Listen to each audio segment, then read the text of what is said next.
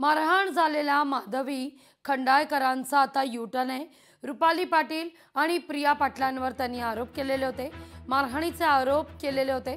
मारहाण केल्याचा आरोप आता त्या मागे घेताना दिसतात। गैरसमजातून हा सगळा वाद झाला असं आता त्यांचं म्हणणं आहे।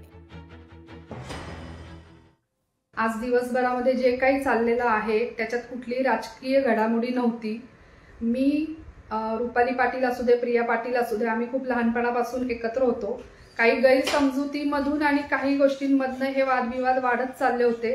गेले बरेच वर्ष एकमेकांना आम्ही तोंड सुद्धा दाखवत नव्हतो। अचानक या सगळ्यांमधनं काही ना काही असतात गैरसमज करणारे लोक, आणि त्यामुळे आपल्या डोक्यामध्ये काही गोष्टी राहून गेलेल्या असतात, त्यातून या गोष्टी घडलेल्या आहेत। तर ते सगळे वाद आम्ही आता पर्सनली एक परिवार समजून मिटवत आहे। त्यामुळे प्लीज याचं कोणी कुठल्याही प्रकारचं राजकारण करू नये असं मी सगळ्यांना विनंती करते।